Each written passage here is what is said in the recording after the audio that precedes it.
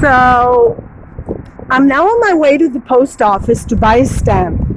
A long time ago, I used to write letters to people to express my emotions. Isn't this interesting? I always like building sites. So my mom told me, stop telling people what you think about them. But I just think, I have this sentence from Dr. Seuss, the famous children's books children's book writer, and he said, those who matter won't mind, those who mind don't matter. If your friend did something to you that you don't like, speak to them, speak from the heart, have a heart to heart. But if there's nobody at home, if it's like an empty shell, you know how sometimes you find, like you see a shell and it's empty, there's nobody there, there's no snail, there's no crab. Some friends are like that, they're empty shells, nobody's at home. They're so focused on themselves, they're just not there. They're just somewhere else. And I think those are the kind of friends I attracted. I think it's because the home I grew up in. Nobody was ever home. And these are the kind of people I attracted. And I'm tired of those people, you know? I'm like in my 50s, and all my life I've been with empty shells. And I see, thank God, my children are not like that.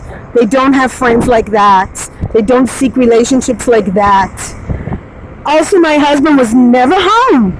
It was like, tuk-tuk, anybody home? No. Somewhere else.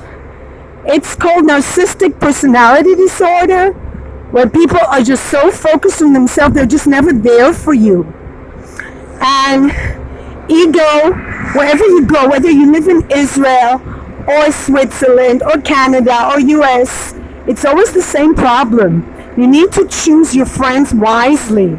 And I've been very fortunate in the US to have had a wonderful relationship with my roommate, may she rest in peace, Linda, who passed away a few years ago from a disease, but she was there. She was the first person I saw. You knock on her door, Linda, can I read you a poem? Linda, can I show you a drawing? She was always there. She was a very kind soul. And I'm sure there are a lot more people, wow, this is interesting, that are at home. But a lot of people build fences. And you know what? I don't have patience for those kind of people. I don't have patience for people that are really complicated and they play kind of games with you. I don't have patience for that. Sorry, life is too short. That's the beauty of being an older person. You've already done it. You've been in the movie. You've seen the movie and you know the end. You know how it ends. So you either avoid a movie or you choose another movie. And at this point of my life, I choose another movie. I want to have not necessarily a happy end, but I want to have a movie where there's communication between people. I don't want to see a movie where people speak a language I don't understand, you know? That you need subtitles to understand them. And you know, it's funny, I live in Israel. Hebrew is my native tongue. It's the first language I ever knew. And yet I find that a lot of times I have miscommunication. I really don't have ill intentions. And people are very paranoid. They're always thinking you want something from them. Switzerland's the same. Very, very suspicious people. But in Israel, they're also very nice people. The trust. There are all kinds of people. You know, it's a spectrum. It's not like black and white. However, having said that, if you think that only in Europe people judge, you know, oh, this is so nice here. See, we're passing here. People here like to talk a lot, but talk is not necessarily communication.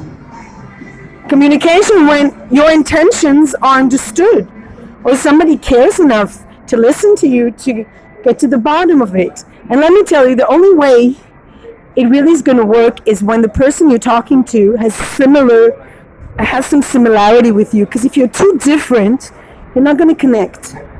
So I really don't think it's good to be with people that are too different than you. So, oh God. is what I need. Multi-cat. Isn't this the cutest dog? So, cakes. Soon it's holiday. Oh my God. I think I'm going to make a cheesecake soon. Oh God. How much is this? 140 shekels for a cake. How much is that in dollars times 3? I mean, why do people have this kind? 119. You know, even if I was a millionaire, oh, look at this. It's beautiful cakes.